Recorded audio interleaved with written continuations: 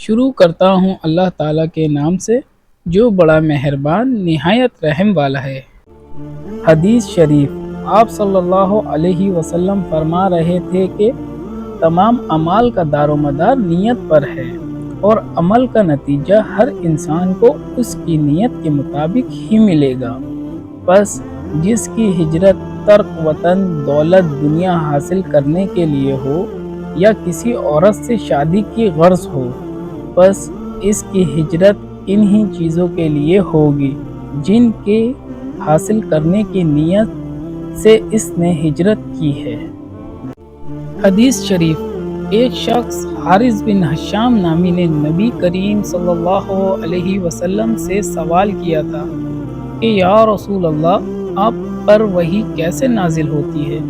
آپ صلی اللہ علیہ وسلم نے فرمایا کہ وحی نازل ہوتے وقت کبھی بھی مجھ کو گھنٹی سی آواز محسوس ہوتی ہے اور وحی کی یہ کیفیت مجھ پر بہت شاق گزرتی ہے۔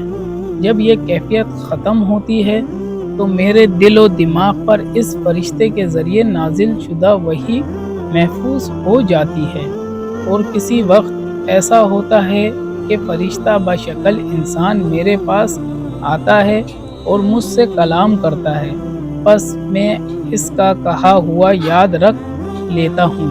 عائشہ رضی اللہ تعالی عنہا کا بیان ہے کہ میں نے سخت کڑاکے کی سردی میں نبی کریم صلی اللہ علیہ وسلم کو دیکھا ہے کہ آپ صلی اللہ علیہ وسلم پر وحی نازل ہوئی، اور جب اس کا سلسلہ موقوف ہوا تو آپ صلی اللہ علیہ وسلم کی پیشانی پسینے سے شرابور تھی۔ ثواب کی نیت سے برائے مہربانی ویڈیو کو لائک کریں اور چینل کو سبسکرائب کر لیں۔